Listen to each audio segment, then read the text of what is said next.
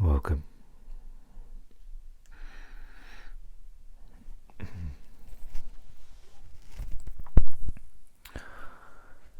So,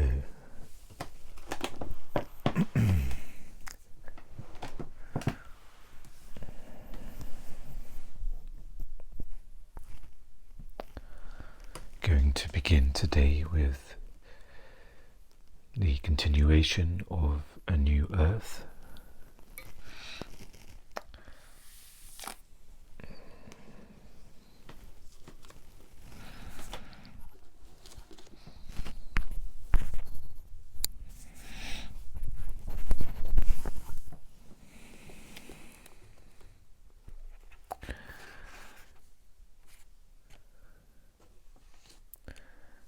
And we have reached I believe it's the last chapter, chapter 10, which is titled itself, A New Earth. Astronomers have discovered evidence to suggest that the universe came into existence 15 billion years ago in a gigantic explosion, and has been expanding ever since. Not only has it been expanding, but it is also growing in complexity and becoming more and more differentiated. Some scientists also postulate that this movement from unity to multiplicity will eventually become reversed. The universe will then stop expanding and begin to contract again, and finally return to the unmanifested, the inconceivable nothingness out of which it came, and perhaps repeat the cycles of birth, expansion, contraction, and death again and again. For what purpose? Why does the universe go to all the bother of existing? Asks physicist Stephen Hawking, realizing at the same time that no mathematical model could ever supply the answer. If you look within rather than only without, however, you discover that you have an inner and an outer purpose, and since you are a microcosmic reflection of the macrocosm, it follows that the universe too has an inner and outer purpose inseparable from yours. The outer purpose of the universe is to create form and experience the interaction of forms, the play, the dream, the drama, or whatever you choose to call it. Its inner purpose is to awaken to its formless essence. Then comes the reconciliation of outer and inner purpose, to bring that essence, consciousness, into the world of form, and thereby transform the world. The ultimate purpose of that transformation goes far beyond anything the human mind can imagine or comprehend. And yet, on this planet at this time, that transformation is the task allotted us. That is the reconciliation of outer and inner purpose, the reconciliation of the world and God.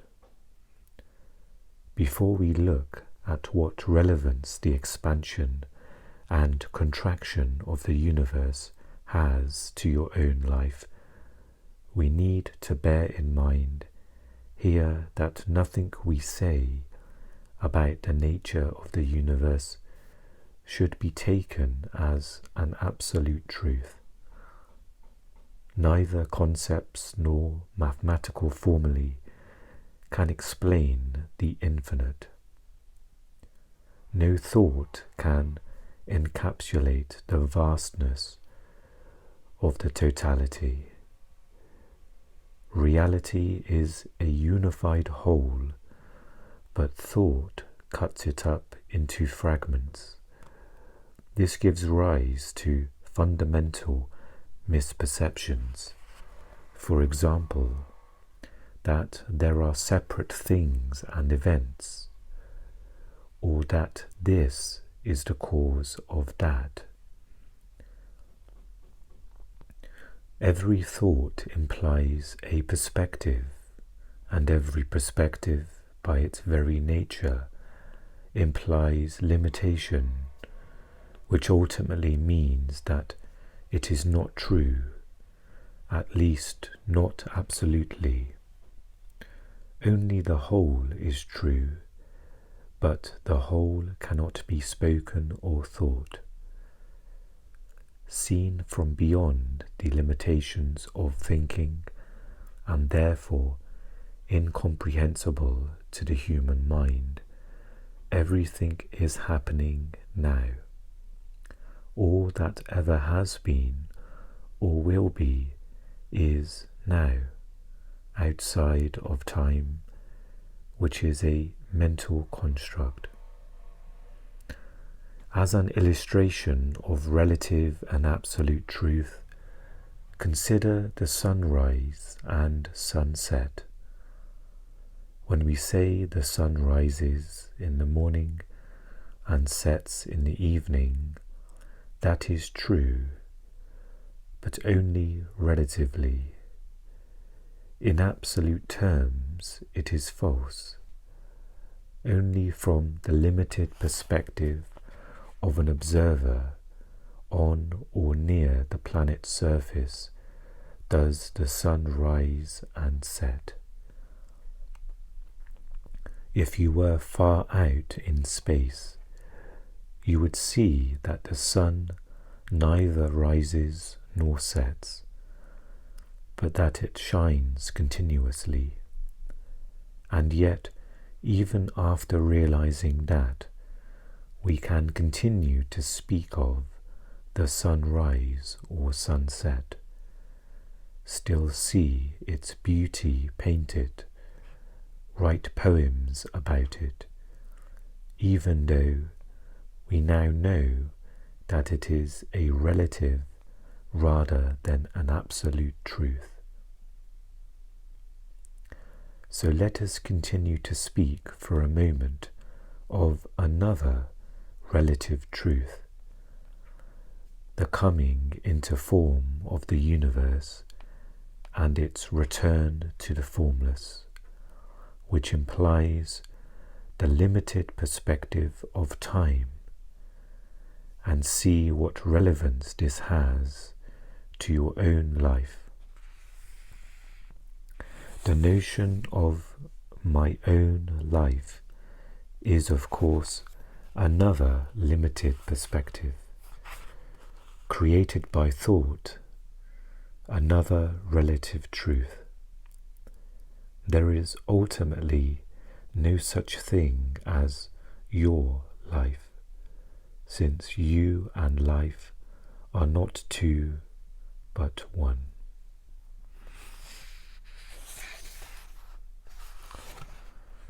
The following passage is titled, A Brief History of Your Life. The coming into manifestation of the world, as well as its return to the unmanifested, its expansion and contraction, are two universal movements that we could call the outgoing and the return home. Those two movements are reflected throughout the universe in many ways, such as in the incessant expansion and contraction of your heart, as well as the inhalation and exhalation of your breath. They are also reflected in the cycles of sleep and wakefulness. Each night, without knowing it, you return to the unmanifested source of all life when you enter the stage of deep, dreamless sleep, and then re-emerge again in the morning, replenished. Those two movements, the outgoing and the return, are also reflected in each person's life cycles. Out of nowhere, so to speak, you suddenly appear in this world. Birth is followed by expansion. There is not only physical growth, but also growth of knowledge, activities, possessions, experiences. Your sphere of influence expands and life becomes increasingly complex. This is a time when you are mainly concerned with finding or pursuing your outer purpose. Usually there is also a corresponding growth of the ego, which is identification with all the above things, and so your form identity becomes more and more defined. This is also the time when outer purpose, growth, tends to become unspurred by the ego, which, unlike nature, does not know when to stop in its pursuit of expansion and has a voracious appetite for more. And then, just when you thought you made it, or that you belong here, the return movement begins. Perhaps people close to you begin to die, people who were a part of your world. Then your physical form weakens, your sphere of influence shrinks. Instead of becoming more, you now become less, and the ego reacts to this with increasing anxiety or depression. Your world is beginning to contract, and you may find you are not in control anymore. Instead of acting upon life, life now acts upon you by slowly reducing your world. The consciousness that identified with form is now experiencing the sunset, the dissolution of form. And then one day you too disappear. Your armchair is still there, but instead of you sitting in it, there is just an empty space. You went back to where you came from just a few years ago. Each person's life, each life form, in fact, represents a world, a unique way in which the universe experiences itself. And when your form dissolves, a world comes to an end, one of countless worlds.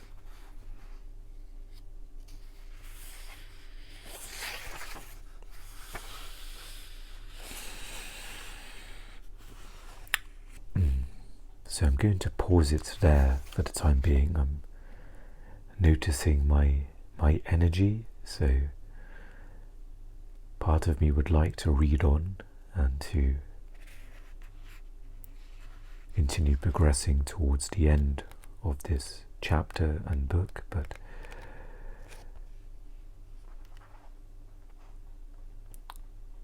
perhaps that's enough for this episode. So the previous passage, a very sort of understanding of the whole canvas, in a sense, and we may be a dot, a small drop of paint on that canvas, the canvas of one that is connected,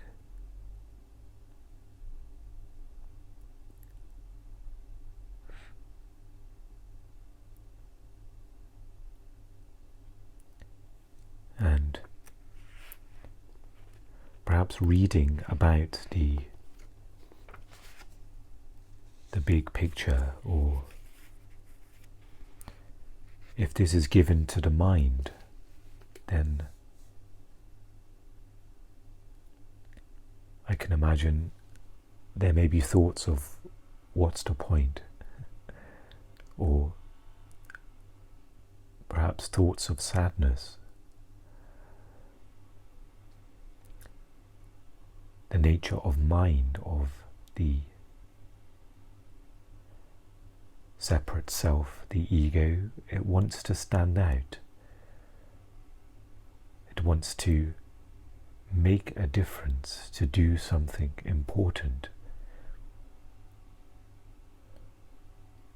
And this energy flow can often contradict the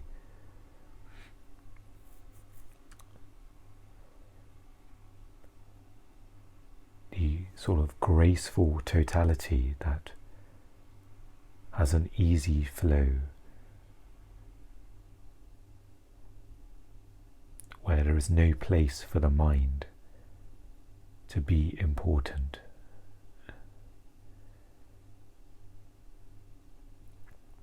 And there is no place to take charge and be heard. No place for story, for all of the things you've been through and that you need other people to know what you've been through and the importance of that, of your life events. There is no place there for this, and perhaps there's an immediate fear of death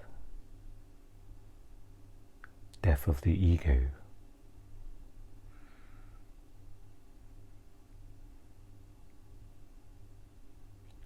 But seen through the eyes of awareness, there's just a knowing recognition of, oh, yes,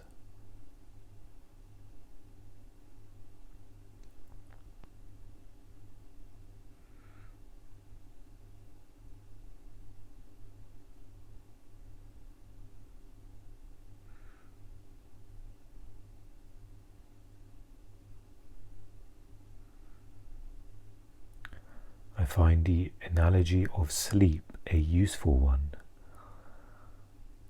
which can mirror, as Eckhart has put it, the cycles of the universe, the cycles of life in the form we are in. And when we go into deep sleep, there isn't a sense of fear there. There's just a place of rest, and as you sink into deep sleep, there is no fear, there is no the naturalness of that returning, of resting, and how perhaps it can be when the dissolution of form happens, as natural as sinking into a deep sleep.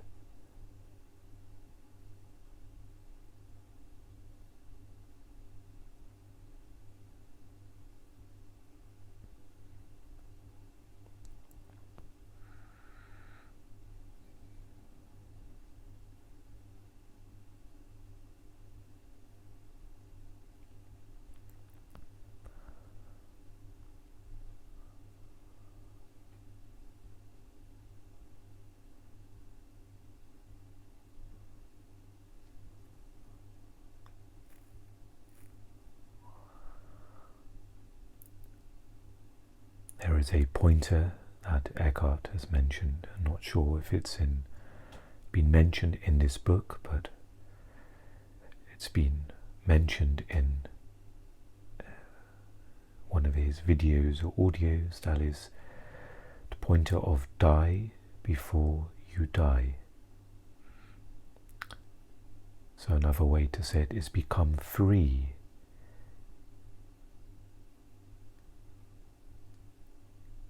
Before ultimately becoming free. We don't have a choice but to awaken in some ways to become free of ego. It may be a slow, perhaps painful way, or die before you die. You can choose, invite, cultivate the freedom now. And for me it is a powerful pointer during a time where there is more challenges mentally with mind.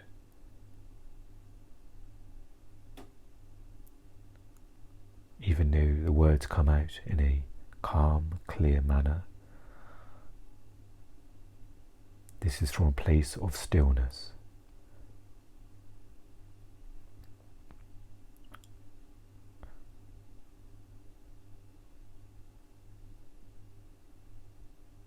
But if I was to access the mind, then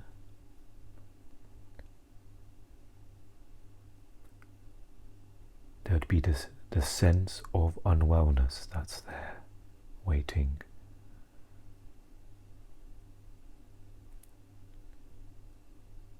For me, it could be if a decision needs to be made, a relatively trivial decision, it tangles the mind. The mind is in such a... It's probably hard for me to be accurate about it, but perhaps in a very vague sort of way, it's in a very painful, contorted, damaged or eroded state.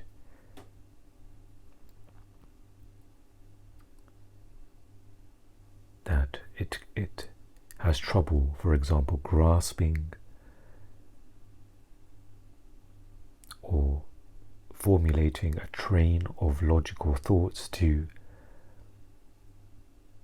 decide one thing from another.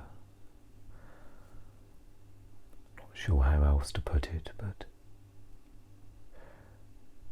I guess the functionality of mind is simply currently not working very well, and that can be down to either the condition of the mind, that whatever trauma or pain that my mind has been through, or the state of the result of the trauma and pain.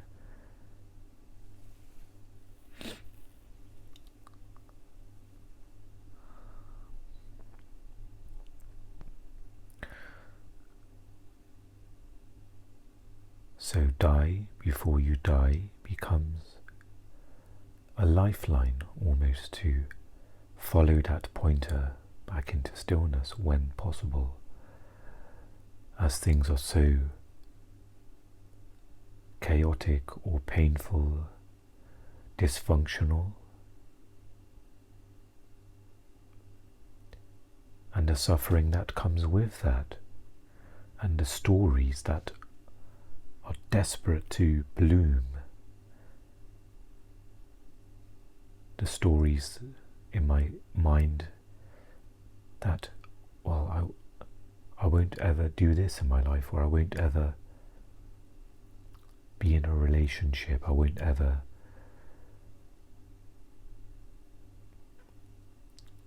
perhaps be able to have a career or take care of myself, be independent in that way. Of course, they're very meaningless in the present moment. It's just the circumstances of now. Okay.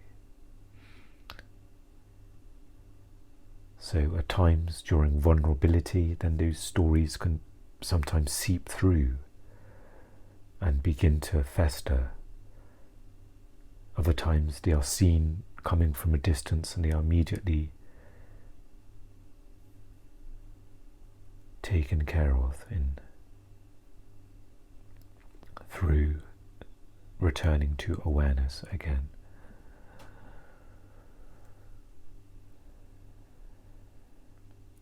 But of course, the challenge of being in form and in this world, that mind is needed, whether to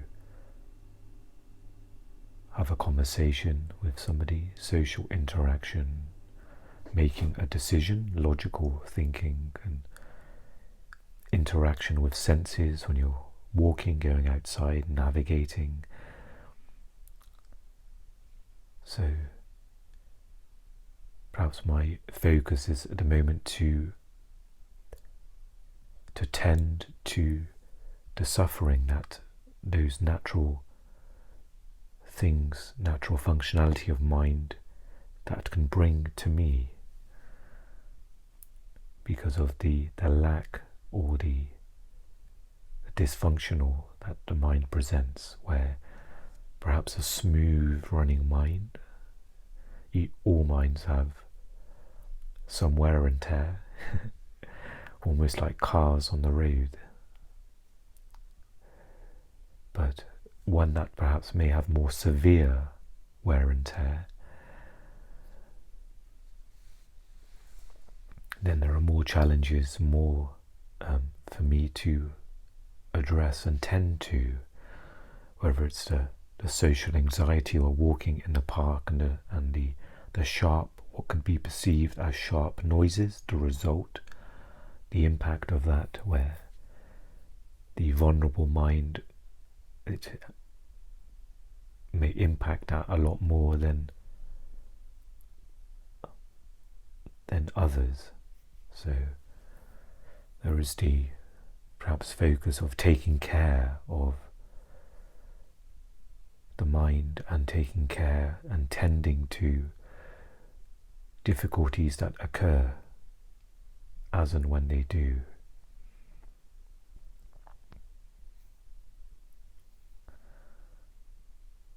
And of course, it's not always possible to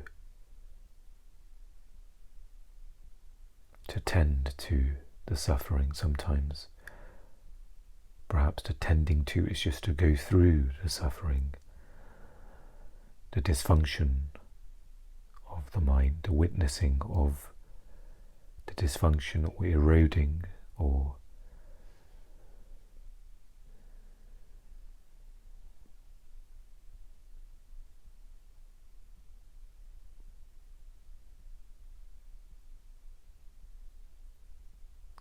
and what I found at times, it can make it more challenging to step into presence. It can perhaps in some ways interrupt or make it difficult to remain in the present moment. Such is the dysfunction of the mind.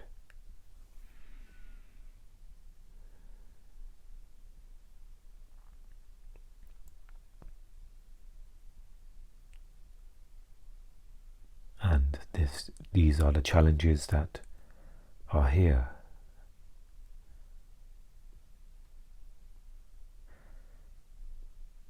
And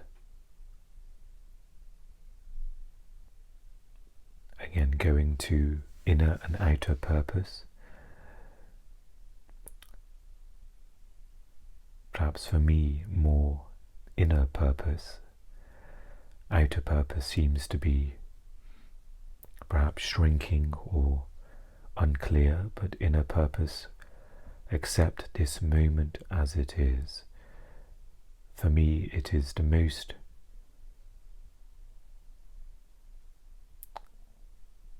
important activity it is primary for all, but the level of importance for that now is even more so for myself, and less on outer purpose.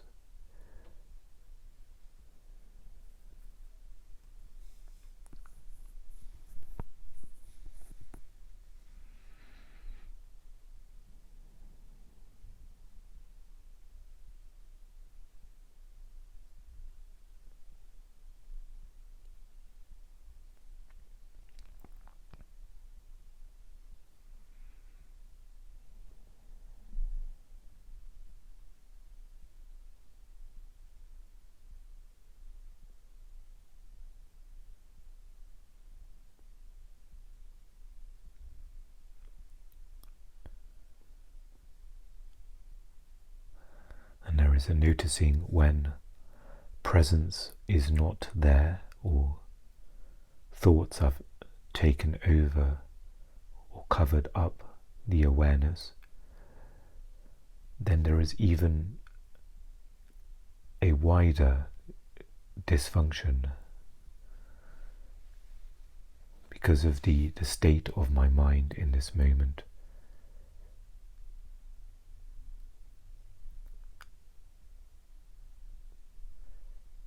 Not being aware can bring up a huge vibration of suffering. And using terms of form, such as anxiety or depression, the symptoms of those definitions, the symptoms can be almost like turning the volume on sound from 0 to suddenly 10. And there is less in between levels, if that makes sense.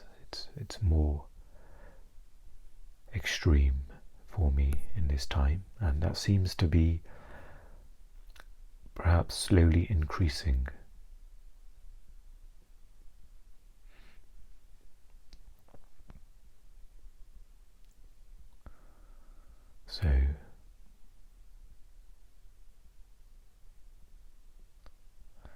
So even though often there's a greater pull of mind to go into these labels of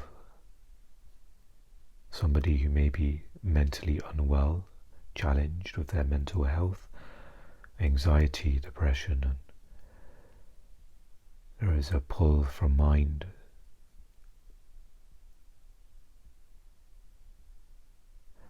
and the initial part of that can be quite genuine, it can be accurate, that okay, there is unwellness in mind, but the mind can be a bit cunning. It can use that to draw you in, because of course there needs to be, or there is a natural recognition of the state of mind, the state of emotions that are happening in the body, the state of thoughts, feelings.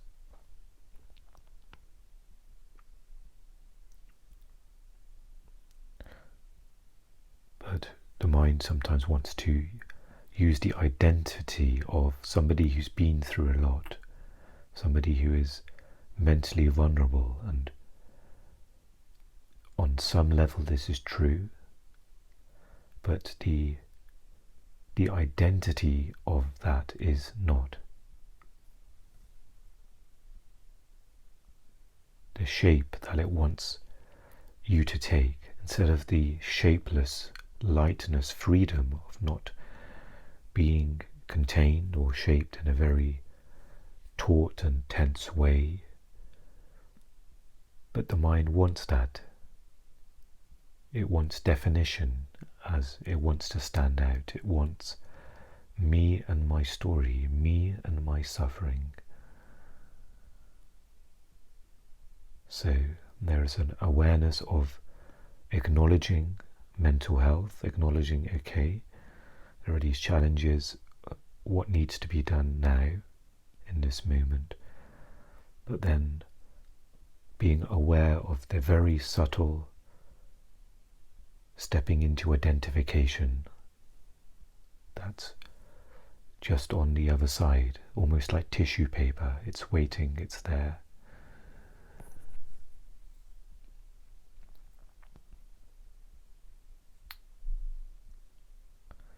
And by going into that identity comes with it a river of thoughts, of an energy as well from that, such as giving up.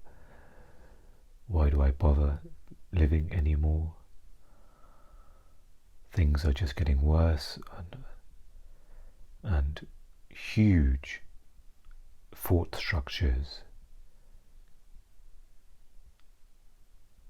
And each of those develop emotions and more thought structures. It's almost like going on a theme park ride. It's so immersive. You can imagine those of dinosaurs and great drops and water, and it's so immersive. It's almost like that. This is describing the simple covering of awareness, but it can be so immersive, and that you believe that to be you and the world you're in. So there's a simple, for me, remaining in awareness and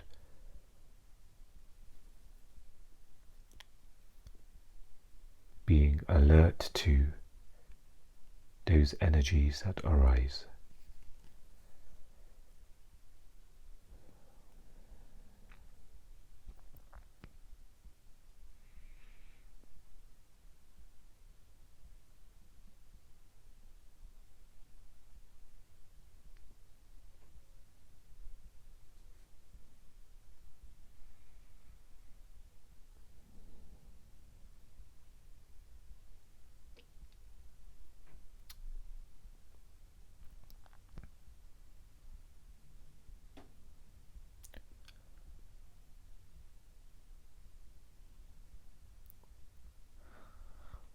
So just a few moments of stillness.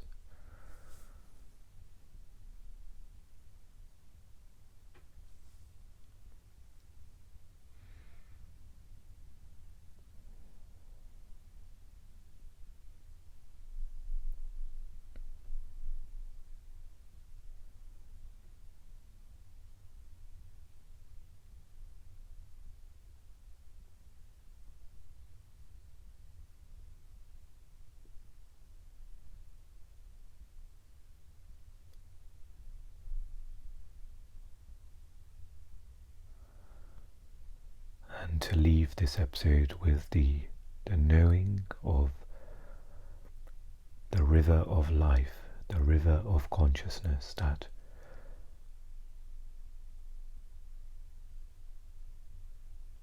births the universe, expands, contracts.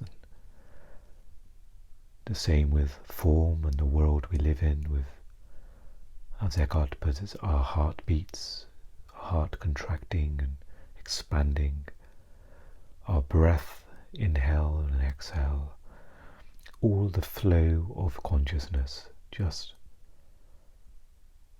and just aligning with that flow. So lots of activities happening, lots of things, but just the simplicity of aligning with this flow.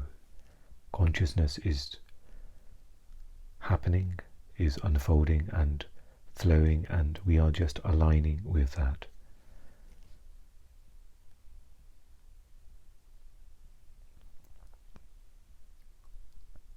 The freeing, the limitless flow, that's all you're being aware of, just aligning with that and flowing, enjoying the great joy that is in the flow of consciousness, the flow of life. And life will tell you when you are not aligned. with that. It's all taken care of.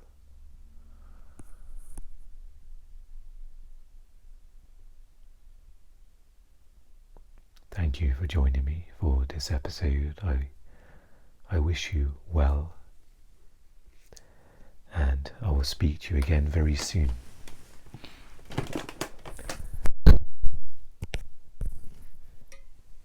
Take care.